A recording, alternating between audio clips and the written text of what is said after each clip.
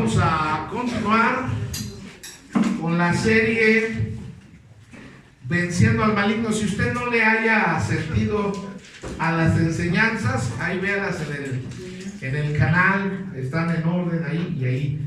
Si se perdió la primera o la segunda y no sabe de qué estamos hablando, les recomiendo, yo sí les recomiendo, no porque lo enseñe yo, lo predique yo, pero les recomiendo que se aviente toda la serie ahí en la comodidad de su hogar, una marucha, unas palomitas y esté ahí viendo las prédicas. El día de hoy vamos a continuar la primera semana que empezamos a hablar acerca de esto.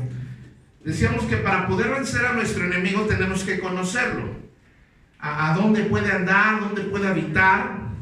Y entiéndase que cuando hablamos de el enemigo hablamos del diablo, y si hay por ahí algún ateo que diga, pues yo no creo, bueno, tienes derecho a estar equivocado, pero así como existe el bien, existe el mal. Que no lo vea con estos ojos de carne no quiere decir que no existe. Y vimos que en la primera clase que el diablo puede habitar en el mar, en los aires, en la tierra y debajo de la tierra. Vimos que no es omnipresente. Omnipresente quiere decir que puede estar en todo lugar al mismo tiempo, y el diablo no puede hacer eso. Solo Dios es omnipresente. Dios puede estar en todo lugar. Lo complicado de estos estudios que estamos recibiendo los miércoles es que hablamos un poco de teología primero. La teología es la ciencia que se dedica a enseñar las cosas que tienen que ver con Dios, las cosas o asuntos divinos. Y doctrinalmente también es un poco complicado, pero siempre, aunque empezamos con un fundamento teológico, que tal vez aunque usted no tenga mucho tiempo en la iglesia, lo puede entender, al final siempre terminamos con algo muy práctico. Más, téngame paciencia. El día de hoy nuestro tema se titula El tropiezo a nuestra oración. Hemos estado hablando de vencer al maligno. Ya vimos dónde está. La semana pasada vimos que cómo es que él acomoda su ejército. Vimos los principados, vimos que los principados están sobre naciones, y así hasta llegar a las huestes espirituales de maldad, que son los seres que operan a nivel emocional en esta primera atmósfera, en un nivel depresivo. No nos obligan a pecar, no nos obligan a hacer lo malo, pero sí influyen en nuestro estado de ánimo. Y hoy vamos a continuar con este asunto.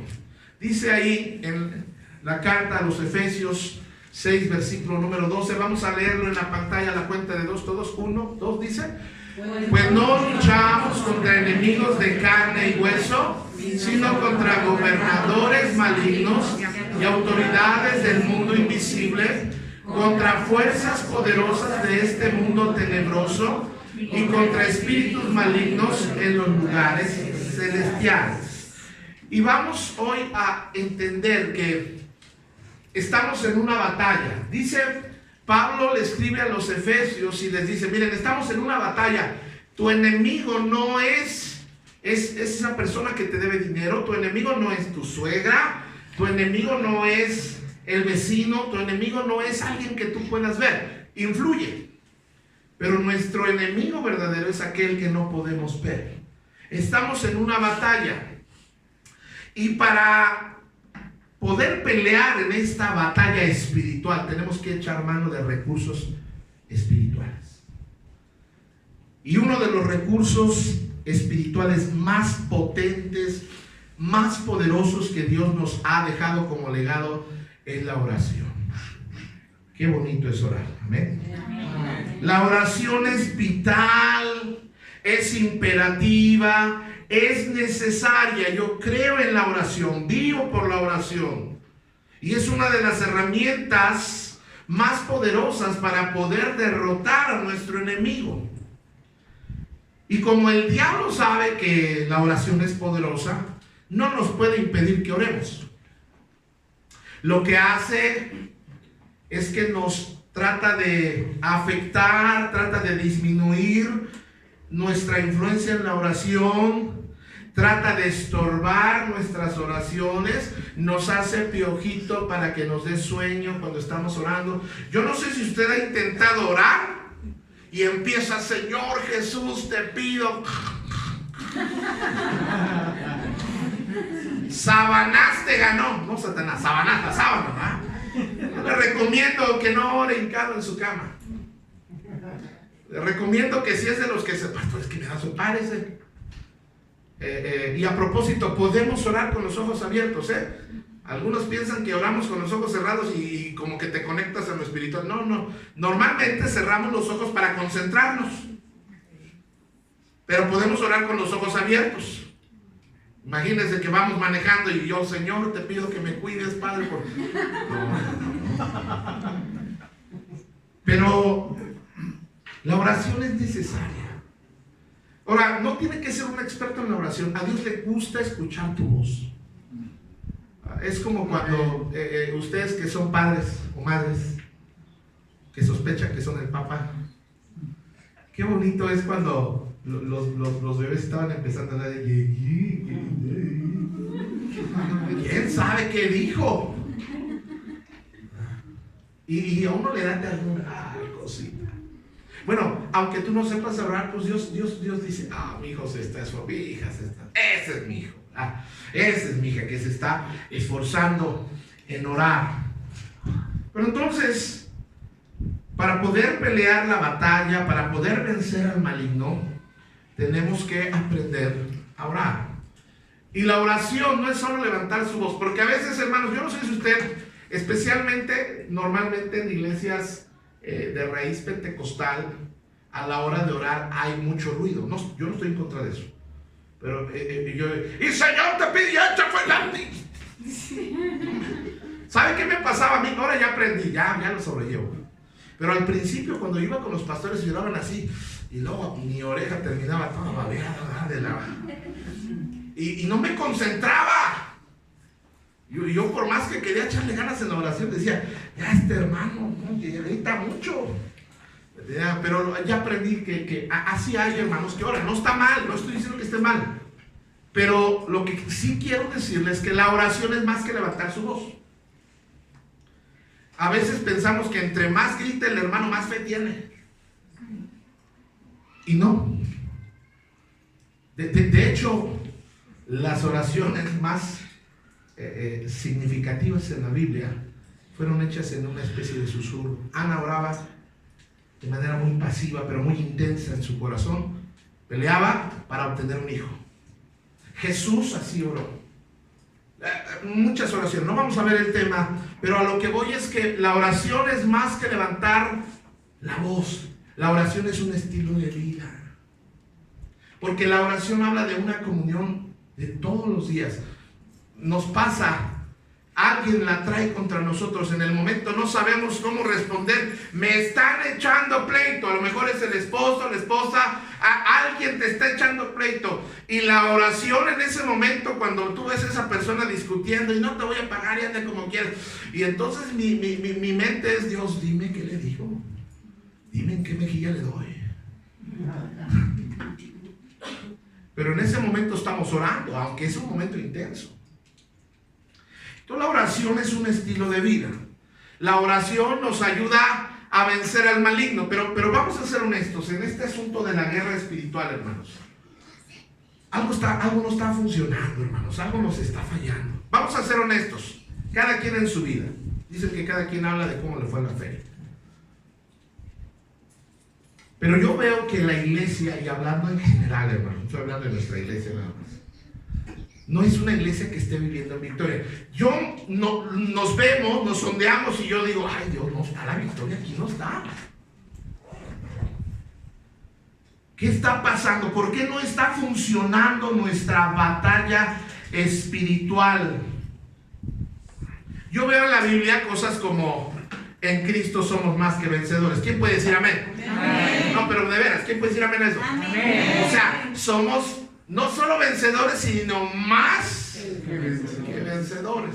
Y luego veo otra promesa. Dice que Dios no nos ha dado espíritu de cobardía, sino de poder, amor y dominio. ¿Será cierto o no? Amén. Sí. Ahora, Hechos 1 dice que recibiremos poder. Y luego otra promesa maravillosa de Hebreos, que no nos va a dejar ni nos va a a desamparar. Y luego esta me encanta, Jeremías 29:11. El Señor está con nosotros como poderoso gigante. Yo les pregunto una cosa, amada iglesia, ¿todas esas promesas serán reales? Amén. Y luego entonces, ¿por qué no las estás viviendo? Porque algo está pasando. Se oye muy bonito, de, ay no, aleluya, que no, hay vencedores. Y la neta, hermano, ¿estás venciendo? ¿Eres vencedor? Yo veo que vivimos estresados, preocupados. Entonces, ¿sí está con nosotros o nos desamparó?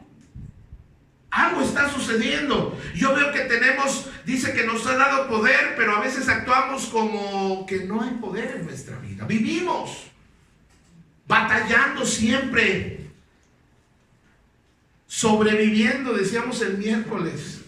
Y entonces hay una pregunta: ¿dónde está todo lo que Dios dijo que nos daría? Porque una cosa es leerlo, verlo, y nos emocionamos, pero otra cosa es trasladarlo a tu vida. ¿Dónde está todo lo que Dios dijo que haría? Y nos nacen varias interrogantes porque oramos. A propósito, esto no para por orar, usted ora. Pero hay preguntas que, oye, yo le pido, y ¿no? ¿Será que Dios no quiere contestar mi petición? Dios tendrá sus consentidos. A Toño sí, Rafa no, a Crispín sí, Lalo no, Rafa sí, Amador no, Miguelito a lo mejor. ¿Qué? O sea, ¿Dios tendrá sus favoritos? No. Otra pregunta: ¿o no le importa mi situación? Porque la verdad es que estamos batallando. Y uno dice, bueno, Dios, pues, o sea, ¿quién lo ves? ¿Qué onda? Y luego nos consolamos, no, pues a lo mejor no es el tiempo de Dios.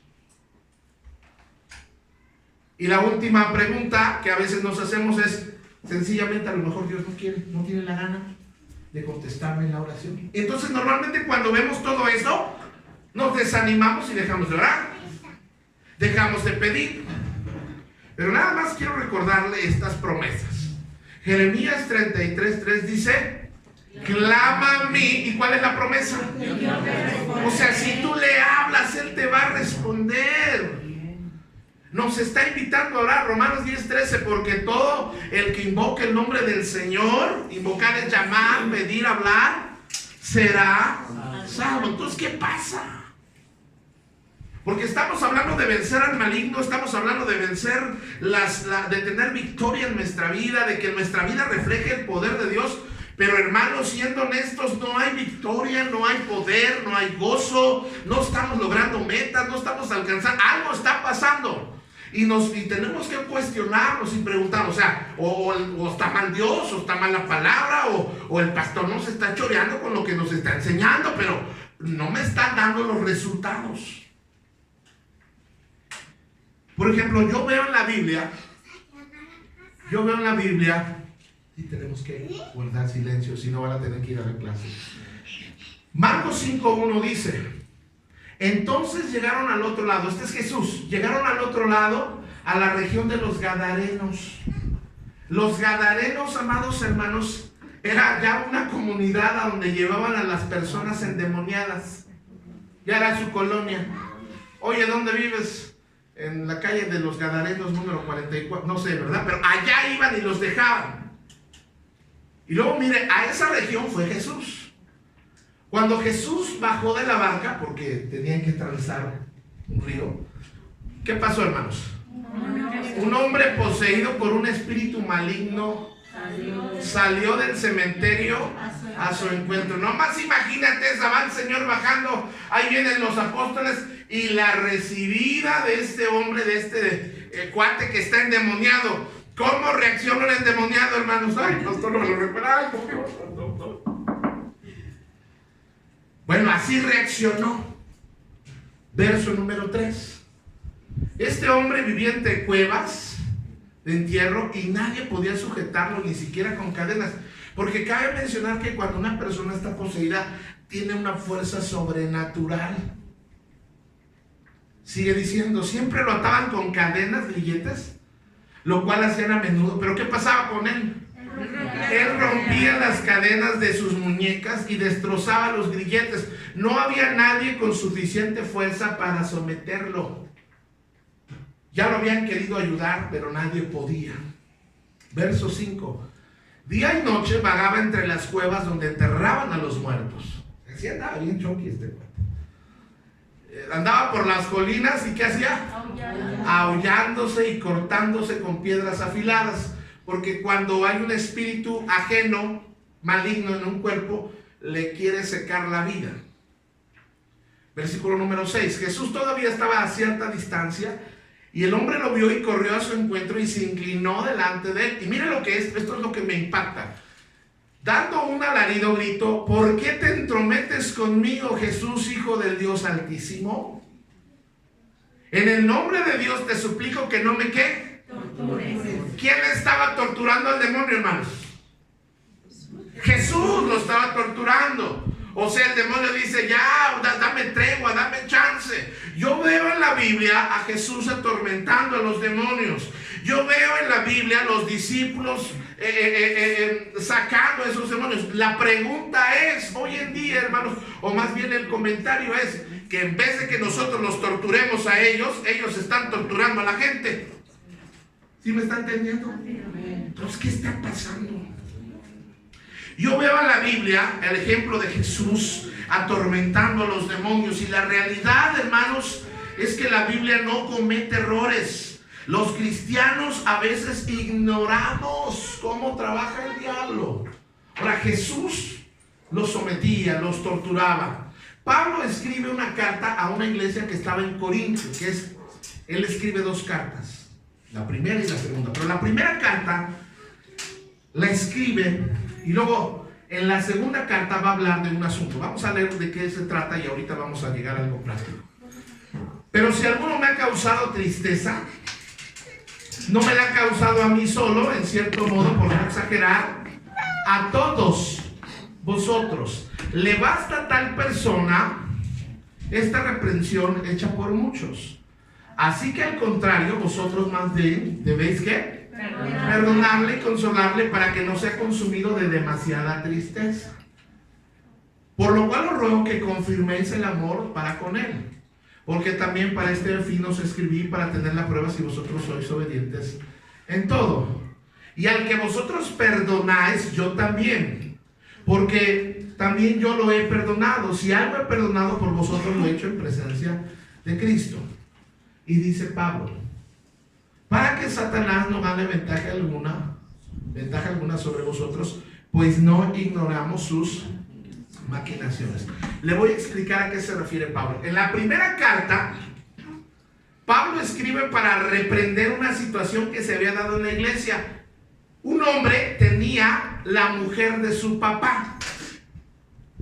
O sea, andaba con la madrastra. Algunos teólogos dicen que posiblemente fue hasta su propia madre, no sabemos exactamente, pero era un caso tan terrible de perversidad moral que dice Pablo, ni en los mundanos. Y esto estaba pasando dentro de la iglesia, eso estaba pasando dentro de la congregación. Y entonces Pablo dice, oigan, ustedes, ¿por qué no hicieron nada? Lo hubieran reprendido. Pero la iglesia no hizo nada. Entonces Pablo dice, yo ya lo reprendí. Y Pablo dice, el tal se ha entregado a Satanás para destrucción de la carne, a fin de que su espíritu sea salvo en el día del Señor. Amén. ¿Saben qué fue lo que Pablo le dijo a este hombre? No vengas a la iglesia, no te queremos aquí. No porque no te queramos ayudar, sino porque él tenía un problema muy serio. Y el apóstol Pablo lo corre como medida de disciplina, no porque no lo aman. Y no nos dice qué tiempo pasó entre la primera carta, si fueron meses o años, pero en la segunda carta Pablo ahora les dice, oigan hermanos, ya se pasaron. El hombre ya se arrepintió, ya anda caminando bien. El hombre ya quiere tener la comunión con los hermanos, porque tener comunión en el cuerpo de Cristo es hermoso. Necesitamos esta comunión. Y este hombre sentía la necesidad, sentía la carga, sentía el deseo y quería arrimarse a la iglesia, pero ahora los hermanos agarraron. Primero no hacen nada y ahora se pasan. Lárgate de aquí, pecador sucio. Ya, pobre hermano, pues estaba agüitado. Y ahora Pablo les escribe: hey, perdónenlo. Confirmen el amor con él. Y no les dice que lo perdonen porque se lo merece, sino les dice: perdónenlo. Y les da la razón para que Satanás no gane ventaja. Estamos en una lucha, en una pelea, y cualquier ventaja puede afectar para bien o para mal la batalla, la guerra. La palabra en otra versión de ese último texto, la traducción del lenguaje actual, dice: así Satanás no se aprovechará de nosotros. Ya conocemos sus ¿qué, hermanos? Porque el diablo no tiene ninguna buena intención para tu vida. Él te quiere destruir. Él vino a robar, matar y destruir. Eso es lo que vino a hacer él. Vino a acabar con tu hogar, con tu matrimonio, con tus hijos. Vino a destruir todo lo bueno en tu vida. A eso vino. Y Pablo dice: ya conocemos sus intenciones, no son buenas. En la palabra de Dios para todos dice: todo esto lo he hecho para que Satanás no se aproveche de nosotros, ya que todos conocemos bien sus planes. ¿Tú crees que el diablo tenga buenos planes para nosotros? No. Es nuestro enemigo. Hoy vamos a ver una palabra durante esta enseñanza. Y la palabra es tropiezo. Diga conmigo: tropiezo a la cuenta de dos. 1, 2. Tropiezo. Ahora, ahí están despiertos, ¿verdad? En el pasaje que estábamos viendo, ya les expliqué de qué está hablando el apóstol Pablo. Y Pablo dice: yo les escribo esto también para que ustedes no ignoren cómo el diablo se mueve, cómo trabaja. Porque dice: pues si nuestro evangelio está aún encubierto entre los que se pierden, está encubierto. Y luego dice: los cuales el Dios de este siglo, el Dios de este siglo es Satanás, ¿verdad? No de nosotros, sino le dice del mundo, de los valores. Dice: el Dios de este siglo cegó ¿qué? El entendimiento. Y una persona que tiene cegado el entendimiento no va a entender de razones, de argumentos, porque está cegado. Entonces, ¿estamos bien, hermanos? Ahora vamos a ver cómo vencer al maligno. Pablo está hablando del diablo, de cómo se mueve, de cómo trabaja, de cómo nos afecta. Y de repente él menciona, les está diciendo a la iglesia: yo quiero que lo perdonen. ¿Yo quiero que qué? Lo perdonen. Y uno está diciendo: a ver, Señor, estás hablando de guerra contra los espíritus, contra el diablo, y me sacas esto del perdón, como que ¿qué tiene que ver? Porque pareciera que da la vuelta.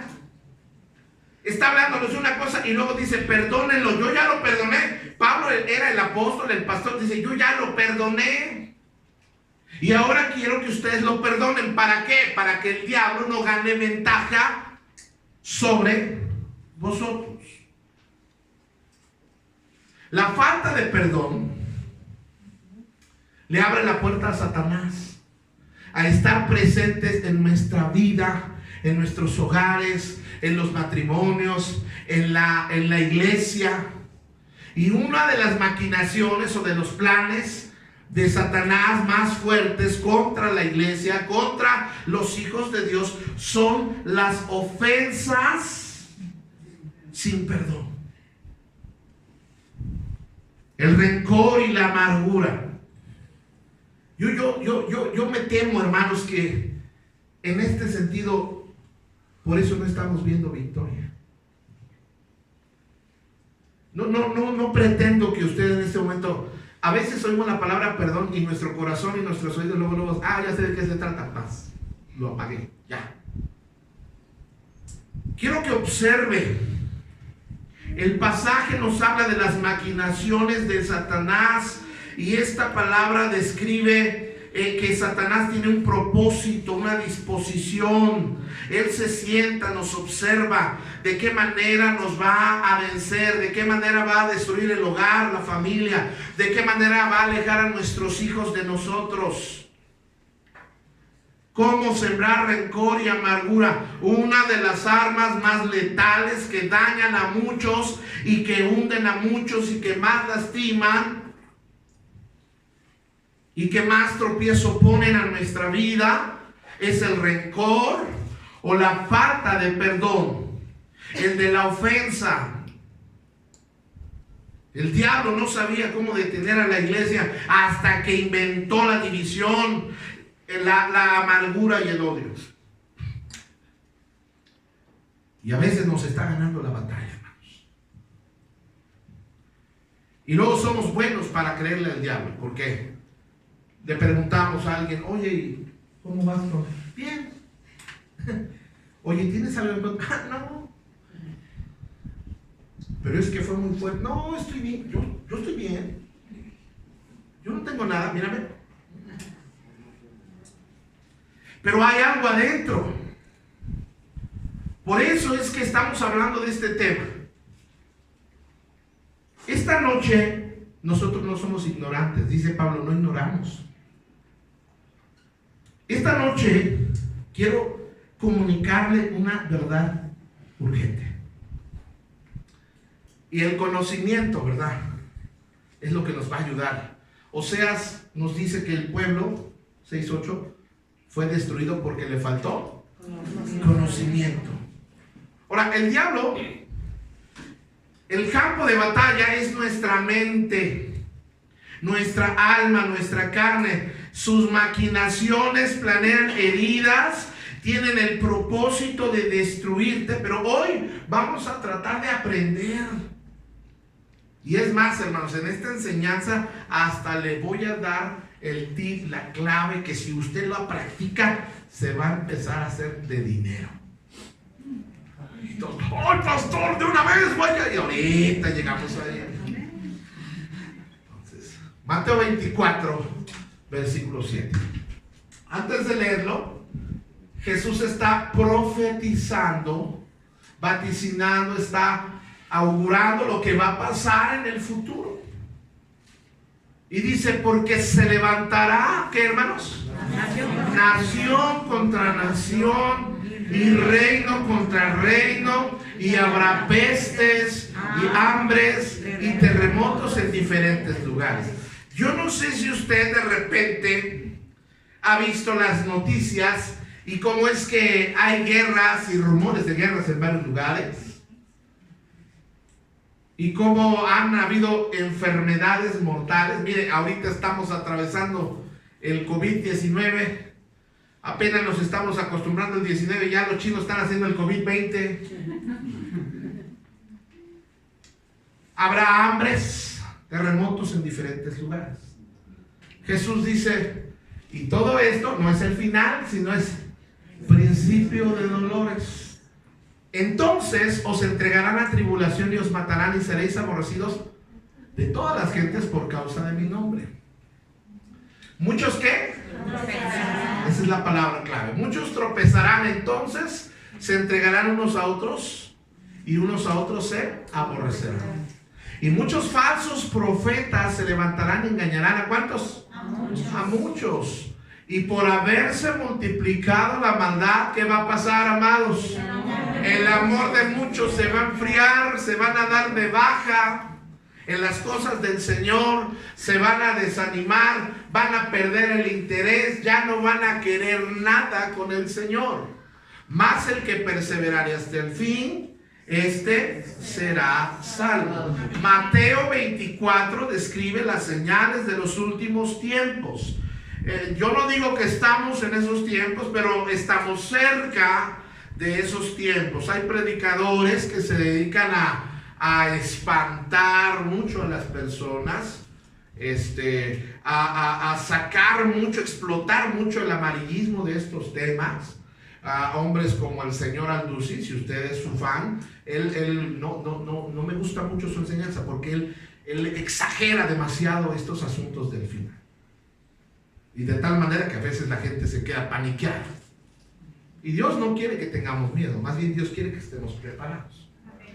Pero Jesús nos está diciendo cómo va a ser el ambiente, la actitud de la gente en esos tiempos. Nos habla de discordia, dice, se levantará nación contra nación y reino contra reino. Vamos a esa primera, dice, se levantará nación contra nación. La palabra nación viene del griego, que es la palabra etnos. Y esta palabra se usa para describir a una raza o a un grupo de gente con el mismo hábito donde viven. De la palabra etnos se desprende la palabra etnias, donde habla de pueblos con diferentes idiomas y dialectos.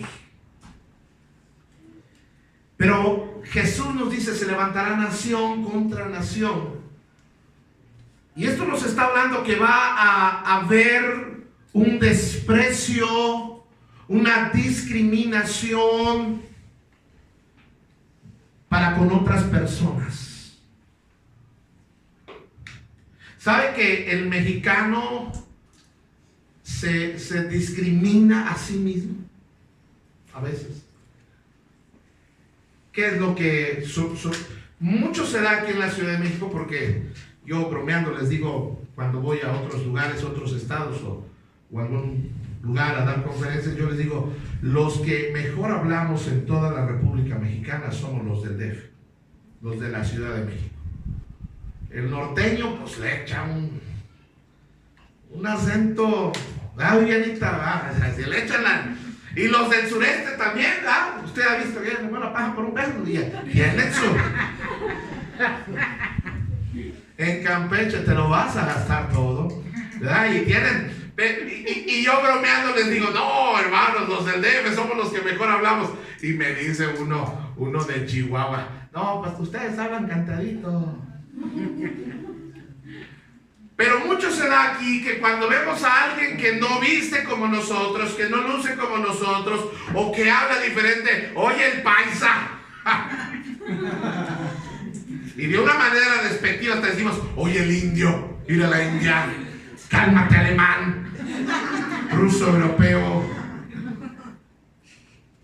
Ahora, eso está hablando del menosprecio. Hermanos, tengamos cuidado de no discriminar a nadie con nuestra actitud. No nos, mire, si Dios nos ha dado una estabilidad económica mejor que otros, gloria a Dios. Amén. Gracias Dios. Si Dios nos ha permitido estudiar y tener un nivel, es gracias Dios. Pero eso no nos da el derecho de menospreciar al que no se ve igual que nosotros. Porque en Cristo todos somos iguales. Amén.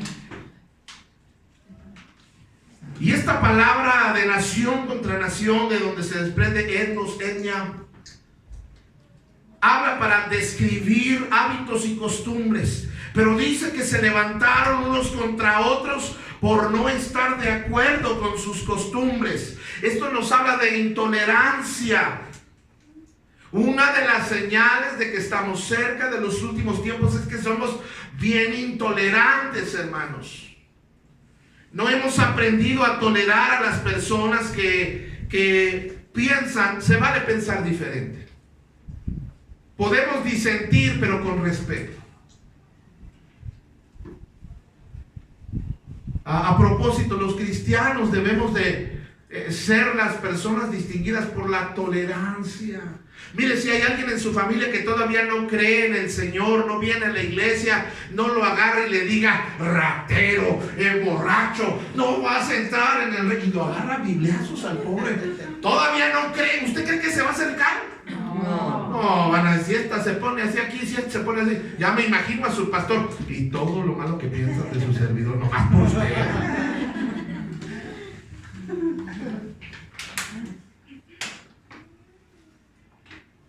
Jesús dice, se va a levantar nación contra nación. Pero luego dice que se va a levantar y reino contra reino. La palabra reino es la palabra griega Basilea, de donde se desprende la palabra basílica. Y esta palabra se usa para describir a un grupo religioso, no solo al cristianismo, sino hay diferentes. Y es interesante cómo hay una pelea entre todas las religiones para ver quién tiene la razón. Yo les digo una cosa: el cristianismo no es una religión, es un estilo de vida. Amén. Amén.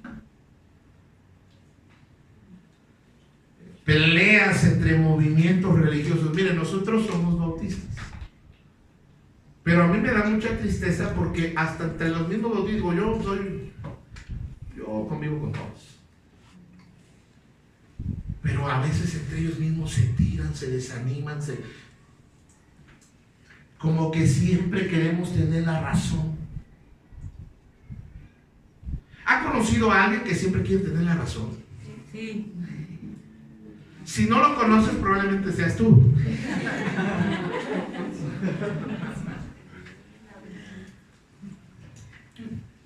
Y habla de la intolerancia, habla del legalismo.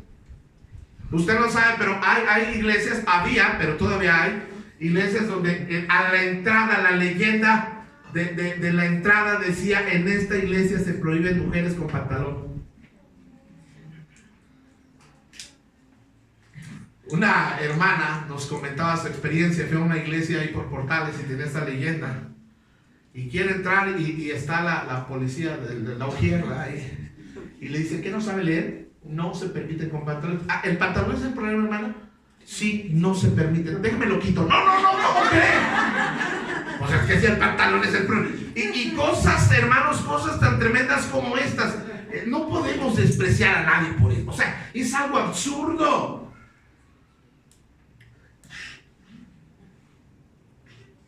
Y esto es algo que se ha dado, hermanos, en las iglesias, el poner reglas que no están en la Biblia ni siquiera.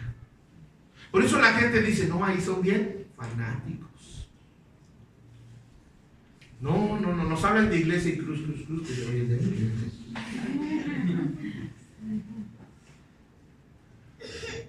Ahora, se levantará reino contra reino, pueblo contra pueblo, por sus costumbres, por su forma de pensar, por su forma de creer. Dice entonces, ¿cuál es el resultado? Muchos, ¿qué va a pasar? Tropezarán. O sea, la consecuencia de tropezar, o la consecuencia de pelear nación contra nación, reino contra reino, es que muchos van a tropezar. La palabra tropezar es la palabra en griego escandalizo, que quiere decir ofensa. ¿Te has ofendido alguna vez? Levanta la mano, ¿cuántos alguna vez se han ofendido? Algunos hasta los pies quieren levantarla. Ahora, hay cosas que ofenden. A propósito, por eso tenemos que ser cuidadosos de cómo nos expresamos. No ofendan. El visco, el chimuelo, el jorobado, hombre, ay, sí. Ahora sí que, imagínate que te oiga el jorobado, ¿verdad? Un beso, para que se te quite, ¿verdad? Un beso. Pero el resultado de la falta de acuerdo, el resultado de la falta de unión, va a ser que muchos van a tropezar. Es decir, muchos se van a ofender. Y cuando alguien se ofende, se va a alejar, va a criticar, va a caer en una falta de amor, el rencor se va a anidar en su corazón, va a haber falta de comprensión, falta de sensibilidad y falta de perdón. Ahora, a veces hay cosas que nos ofenden, pero también está el otro extremo, aquellos que se ofenden por todo. No te ofendas por todo, hermano, hermana.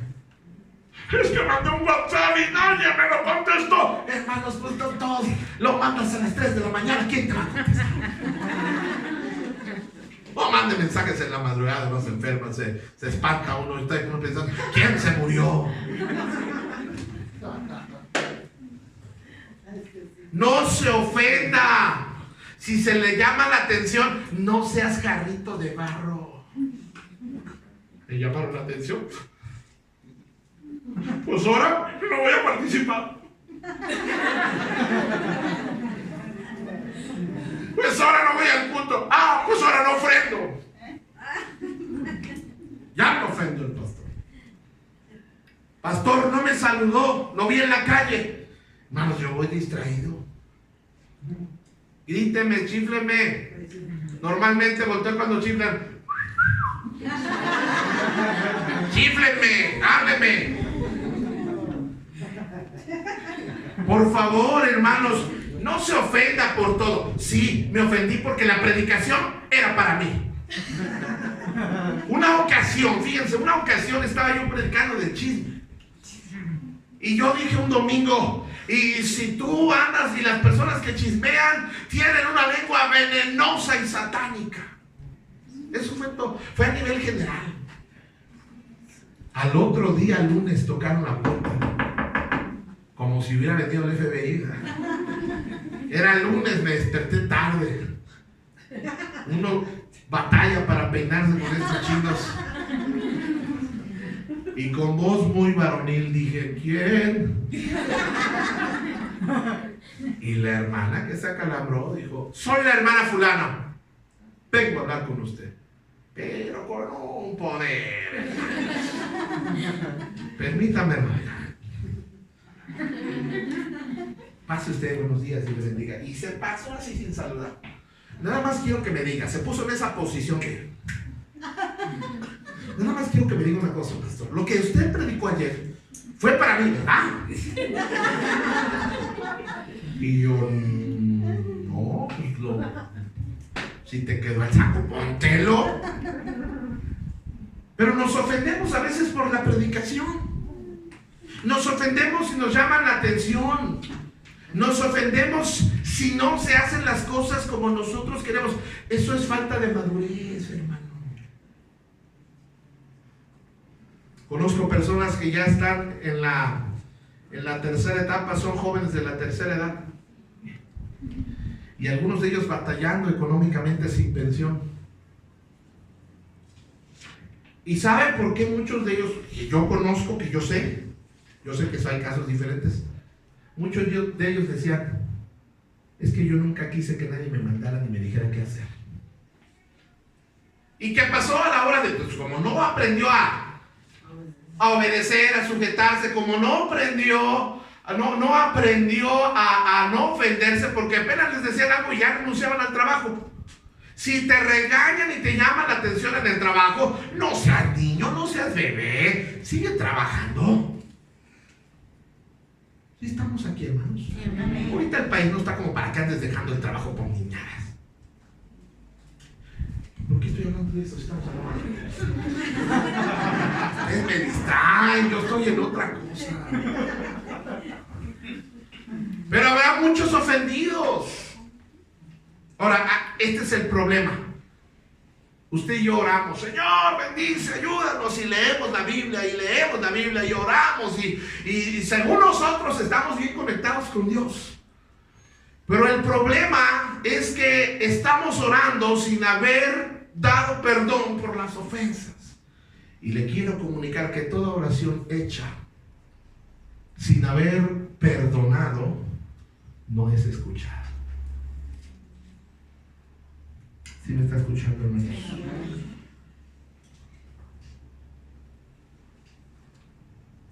La falta de perdón. Muchos tropezarán. Y luego dice, fíjese, y se entregarán unos a otros. Y unos a otros se van a criticar unos a otros. Se van a echar de cabeza unos a otros. Miren, ¿cómo saber cuando nosotros no estamos bien espiritualmente? Dice la Biblia que de la abundancia del corazón habla la boca. Pero como estamos en tiempos modernos de la abundancia del corazón, publica el Facebook. Lo que pasa afuera de nosotros es un reflejo de lo que hay en nuestro corazón. Y luego dice, muchos falsos profetas se levantarán y engañarán a muchos. ¿Sabe qué quiere decir eso? Que están ofendidos, no logran perdonar, mayor es la ofensa. Y normalmente alguien que se ofende demasiado, alguien que guarda las ofensas mucho tiempo en su corazón, se va a desviar de los caminos del Señor. No dura en las iglesias, no dura en el servicio, no dura en el caminar con el Señor, porque su ofensa es tan grande que lo desvía. Lo desvía porque tiene tanto los ojos en las personas, tanto los ojos en lo que le hicieron, que no es capaz de diferir entre lo falso y lo verdadero. Y digo, ya nomás de pasada, tenga cuidado a quien escucha, no todo lo que se llame que dice, ay pastor, es que en el YouTube hay un predicador, y no, hombre, si usted viera que tenga cuidado, no estoy celoso, oiga quien quiera. Pero se lo digo porque no todos enseñan lo mismo. Ya al rato usted va a empezar a agarrar unas creencias. ¿Quién le pegó? ¿Quién no lo sobó? Yo no le enseñé eso. Y sigue diciendo, y por haberse multiplicado la maldad, el amor de muchos se enfriará. La consecuencia es que nuestros sentimientos, nuestras expresiones van a ser apáticas, frías, indiferentes. Pues la verdad yo no lo odio ni lo quiero. Sencillamente todo lo contrario. Oye, que ya no te va a hablar, ¿qué me importa? Y esto pasa, hermanos, en el corazón. ¿Saben por qué se van acabando los matrimonios? Porque dejan que entre este espíritu y la indiferencia. Pues hazle como quieras, mira.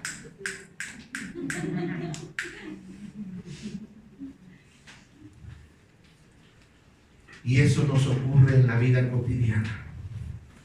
Esto nos ocurre a nosotros. Dice, mas el que perseverare hasta el fin será salvo. Y aquel que cree que la salvación se pierde, ahí está, pastor, ahí está, ahí lo vio, ahí está.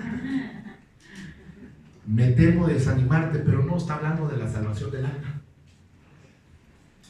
Lo importante no se refiere a la palabra, sino más bien a la palabra perseverar. Viene de una palabra que en griego es hupomeno.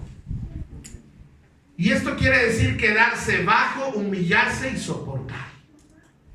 ¿Qué quiere decir? El que pueda perdonar, el que pueda sufrir el agravio, el que pueda desechar la infamia, el que pueda hacer a un lado el daño que le hicieron, el que pueda mantenerse humilde en esa situación, va a tener victoria, va a tener la bendición de Dios, va a tener a su disposición las oraciones contestadas. De eso está hablando, de guardar nuestra actitud y no nos convirtamos en personas que no saben perdonar, que se ofenden. Mateo 6 nos habla de la oración. Mateo 6 es lo que la gente conoce como el Padre Nuestro. Fíjense qué dice ahí, verso número 9. Vosotros pues oraréis así. ¿Cómo dice? Padre nuestro que estás en los cielos, santificado sea tu nombre, venga tu reino, hágase tu voluntad en el cielo, así también en la tierra. El pan nuestro de cada día, dánoslo hoy. Y perdona nuestras deudas, que le avisen al banco.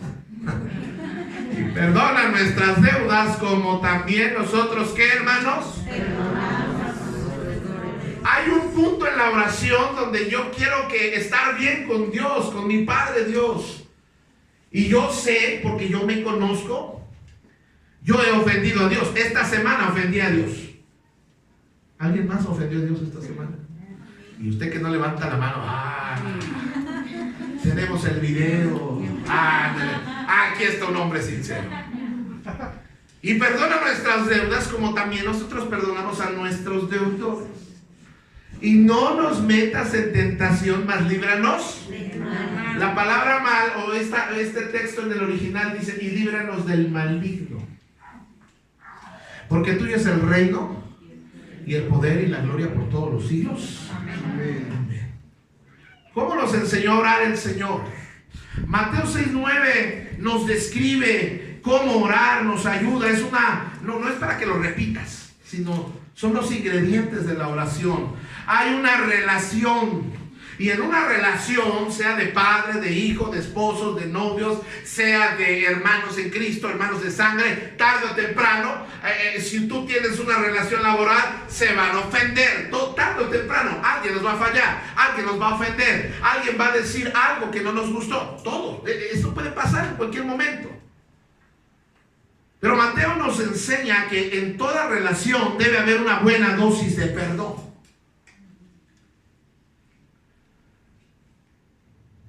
Y el problema es que cuando yo no perdono, le abro las puertas. Haga de cuenta que le doy una invitación al diablo. Pásale, siéntate, ¿qué te ofrezco? Dice, y no nos metas en tentación. Hablando de las tentaciones, ¿hacia dónde están diseñadas las tentaciones? Hacia la carne. Y dice, y líbranos del maligno o del mal. Eso no habla de la carne, eso habla de lo espiritual. Quiere decir que la eficacia de nuestra victoria, que nuestra victoria contra Satanás será exitosa cuando hay acuerdo, cuando hay perdón. Porque si no le abrimos la puerta, ahí está, le tomé una selfie a algunos de ustedes cuando se enojan. Y luego algunos se mofan, ¿verdad? No, pastor, a mí el que me la hace, me la paga. Alguien le ofendió, no sabes, que a la cara te acabas de aventar encima. Chiquita, no. Y nos jactamos. No, pastor, yo soy bien rencoroso, la verdad. ¿Sí? Así soy. Y digo, pareciera ser, qué tremenda personalidad. No. Porque esa actitud te pone en dos peligros. Abre la puerta a las tentaciones de la carne y haces que el diablo tome ventaja y controle muchos aspectos de tu vida. Nuestra capacidad de soportar tentaciones está ligada a nuestra disposición a perdonar. Si no queremos perdonar, tampoco vamos a ser cristianos victoriosos. Ya saca, ya desecha lo que te está oprimiendo, desgastando, lo que te hace infeliz, lo que te apaga el gozo. Porque eso es lo que nos apaga. Estábamos bien y de repente ya. Por eso tenemos que perdonar. A través de la oración viene la protección de Dios contra el maligno. No hay bendición, nosotros oramos, Dios bendíceme, Dios dame. Y algo está estorbando esas oraciones. No hay bendición. Cuando tú no perdonas, no tienes derecho a pedirle nada a Dios. Miren lo que dice Proverbios 17, 11. El rebelde no busca sino el mal. O sea, él lo busca porque quiere. ¿Y la consecuencia qué es? Y mensajero cruel será enviado. Yo estaba estudiando, porque hay cosas en la Biblia que son de estudiarse mucho. ¿Quién es el mensajero cruel? ¿Quién creo que es el mensajero cruel? Pues Satanás. Esto le pasó a Saúl. ¿Se acuerdan del rey Saúl? Que era rencoroso, quiso matar a David. Luego quiso matar al profeta. Andaba mal, consultó una divina, una medium, de acuerdo a otras versiones. Y dice, ahora viene el espíritu del Señor, se había apartado de Saúl. Y en su lugar, ¿qué pasó, hermanos? Y el Señor le envió un espíritu atormentador. Parecía que las facultades mentales de Saúl habían sido afectadas. que no nos sorprenda que a veces nuestra condición de salud está ligada al rencor que sentimos dentro de nuestro corazón. Termino casi. Mateo 18, 27. La historia tiene que ver con un hombre que le debía mucho dinero a un hombre rico. Y este se arrodilla y dice: te puedo pagar, perdóname. En aquellos días, si alguien tenía una deuda impagable, lo que procedía legalmente, los judíos en su código podían tomar a la familia del deudor como esclavos. Y entonces este hombre ruega porque no puede pagar, es impagable, no hay manera, no hay forma humana de pagarle. Entonces se arrodilla y le llora y le dice: perdóname. Y este hombre rico, este señor, le dice, fue movido a misericordia y lo perdonó. De eso empieza a hablar. El Señor de aquel siervo movido a misericordia, ¿qué hizo? Le soltó y le perdonó la deuda. Pero saliendo aquel siervo, halló a uno de sus consiervos que le debía 100 denarios, serían como 6,000 pesos aproximadamente. Y el siervo de él le ahogaba diciendo, ¿qué le decía? Págame lo que me debes. Entonces su consiervo, postrado a sus pies, hizo lo que él hizo. Le rogaba diciendo: ten paciencia conmigo, yo te lo pagaré todo. ¿Más el qué? No. Porque este asunto de perdonar, amados hermanos, porque luego nos ponemos bien dignos. Alguien nos pide perdón y que te perdone Dios. La otra, yo no te puedo perdonar. El asunto del perdón es que no quieres, sencillamente no quieres. Dice, mas él no quiso, sino que fue y le echó ¿a dónde, hermanos? En la cárcel hasta que le pagase la deuda. Pero hasta falta de inteligencia en la cárcel, ¿quién le va a pagar? Viendo sus consiervos lo que pasaba, se entristecieron mucho. El contexto de esta historia es hermosa porque los consiervos son los ángeles. Los ángeles nos observan. Los ángeles nos ven. Dice, se entristecieron mucho y fueron y lo refirieron a su señor todo lo que había pasado. Entonces, llamando a su señor, le dijo: siervo malvado. Fíjense en qué concepto Dios tiene a alguien que no quiere perdonar. Siervo malvado, toda aquella deuda te perdoné porque me rogaste.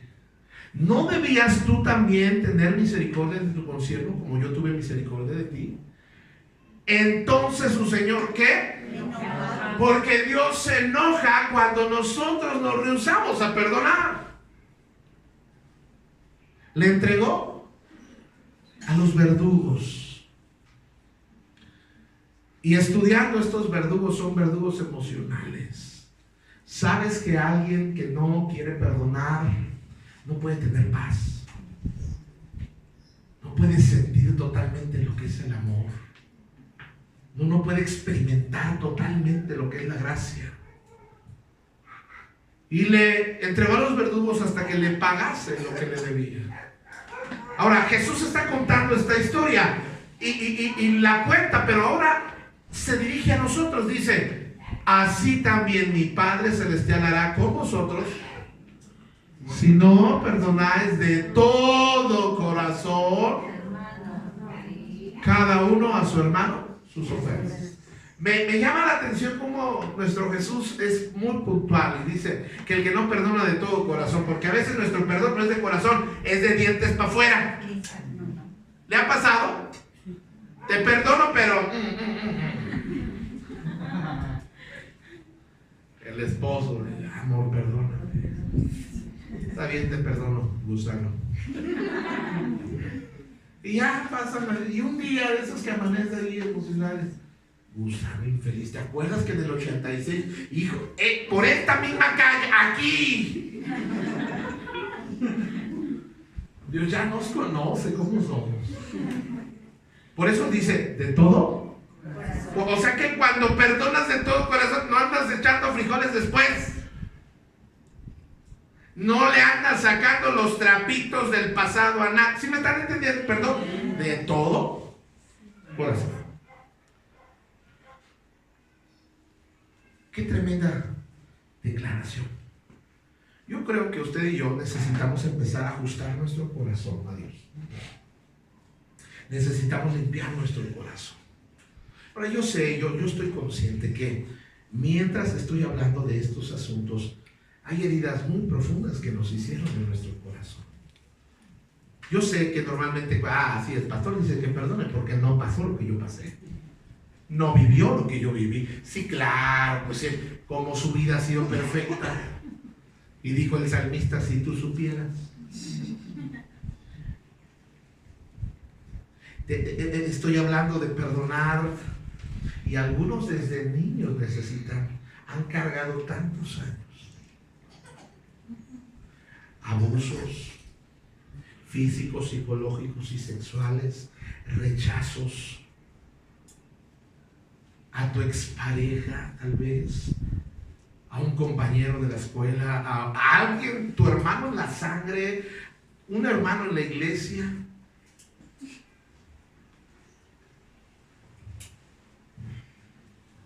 Piensa un momento. Necesitamos estar bien con Dios.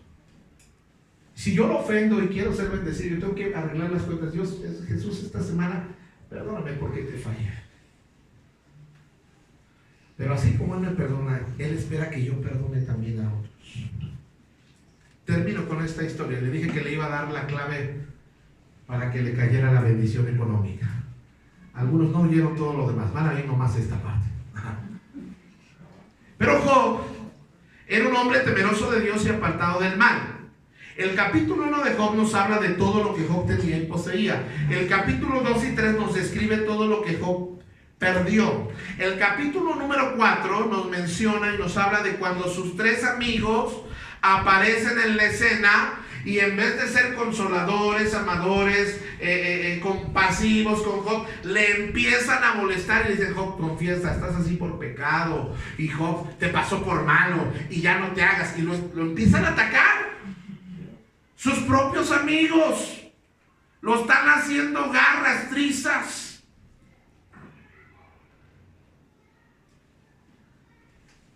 Y Job tiene sarna, perdió todo. No hay quien lo consuele ni quien lo ame. Fíjense lo que dice. Después de que el Señor terminó de hablar con Job, dijo a Elifaz Temanita: estoy enojado contigo y con tus 2 amigos porque no hablaron con exactitud acerca de mí como lo hizo mi siervo Job. Así que tomen 7 toros y 7 carneros y vayan a mi siervo Job y ofrezcan una ofrenda quemada por ustedes mismos. Mi siervo Job, ¿qué iba a hacer Job? Orará. Y yo aceptaré la oración a favor de ustedes.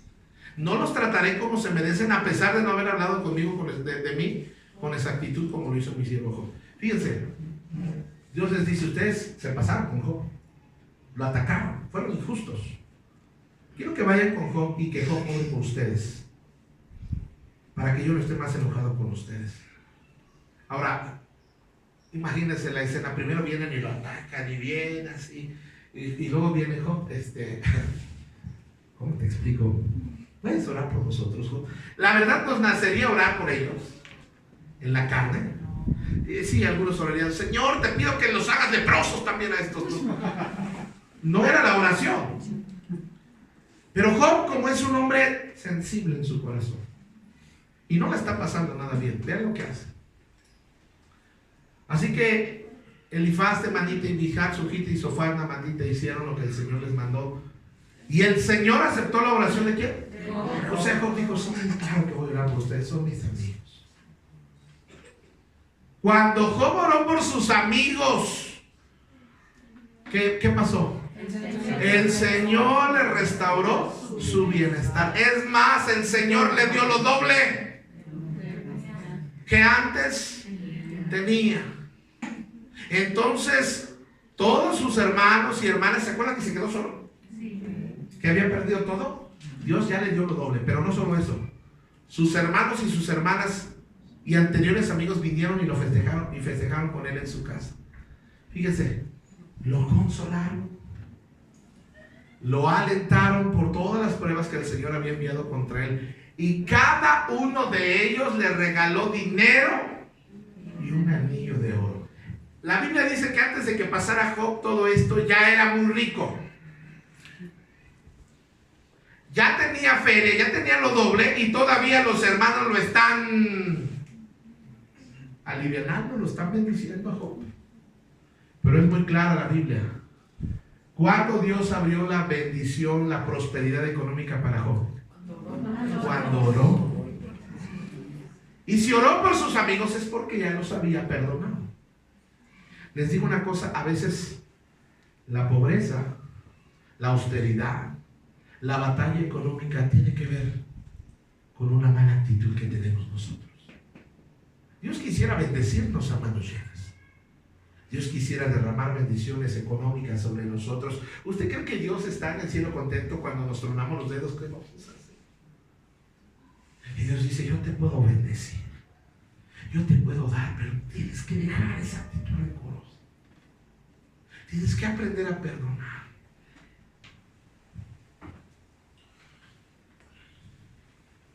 Si hubiera confesado el pecado de mi corazón, mi Señor no me habría escuchado. ¿Qué hago con mis enemigos? ¿Qué hago con el que me ha fallado, me ha ofendido? Bendíceles.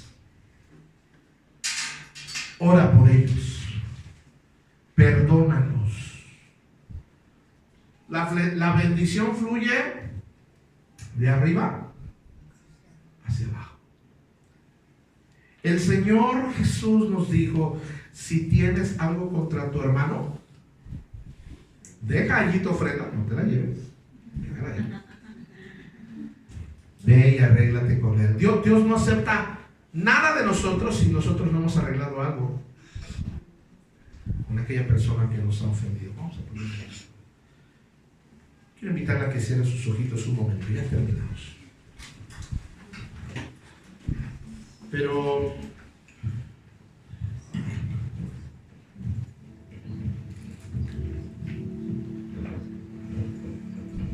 yo no sé jamás quién va a venir a la iglesia.